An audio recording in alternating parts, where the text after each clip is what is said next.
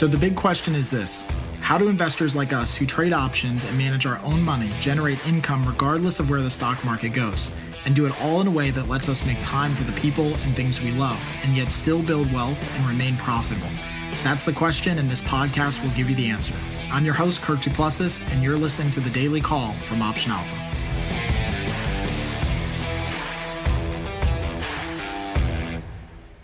Hey everyone, this is Kirk here again from Option Alpha, and welcome back to The Daily Call. Today we're going to be talking about stock market predictions for 2019 and why it might resemble the 1929 crash. So I want to go through a chart here on today's podcast as we start off the new year and just potentially lay the groundwork for a possible scenario of where the markets could be going in 2019. Now, as many of you guys know, and if you traded through the end of 2018, the markets had quite a wild ride to the end of 2018, and we saw a lot of volatility in both directions as we closed out the last year. So as we start to look towards 2019, the question becomes, where does the market go from here? And this is just my opinion on it. Obviously, we have no idea where the market goes, but my opinion on it is that I think that we are at the top of a cyclical bear market. And this is interesting because we don't have one major catalyst yet that is turning over the markets. In fact, it seems to be a lot of different things. There's news from Apple and news from Tesla, and the oil markets are depressed and emerging markets are depressed. And so there's a lot of things that are kind of happening and revealing themselves in the middle of what I think is the next cyclical bear market down.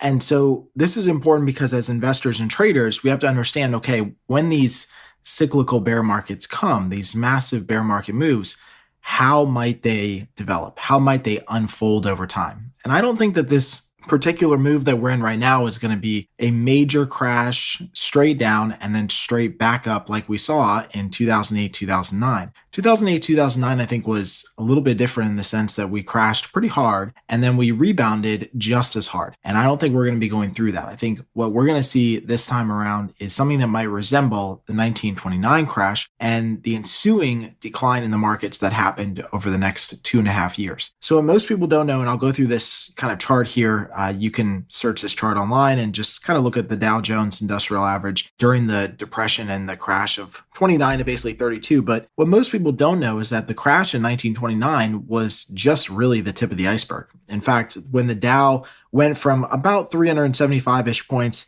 down to around 200 points, which is by no means a small move by any chance, that was just the tip. And in fact, the most of the move that the Dow had over the next 2.5 years actually led it to decline the rest of the percentage down to about a 90% decline from, peak to trough, basically. And what's interesting is if you go back and you look at the percentage moves during this big 90% massive bear market, is you have a lot of very strong, very aggressive bull markets in between, or kind of bullish moves in between. So the initial drop in the Dow that happened in 1929 was followed by a 48% rally in stocks in just about 4.5 months. And that's a pretty big move. And again, what I think is interesting about the 1929 crash and why I'm just kind of keeping this in the back of my mind as we go through the next couple of years is that there's a lot of opportunities and a lot of news coming out that could have led investors to be uber bullish on the markets. And so you follow a big market decline and then you have a 48% rally off the bottom. That probably sucked in a lot of people that, had a false sense of security and became a very, very much a classic bullish trap, because after that, then the Dow declined and took out its lows. And then as we started to get into the early to middle part of 1930, we saw another rally of 16%, followed by another massive decline that took out the lows. Another rally at the end of 1930 of 21%, again followed by another massive decline that took out the lows. Another rally in the middle part of 1931 of 27%, and then again another rally that took out the lows, or after taking out the lows, of 35% in the middle of 1931. And then as we get to the end of 1931, this train still doesn't stop. We still see massive rallies followed by pretty significant sell-offs that take out the lows.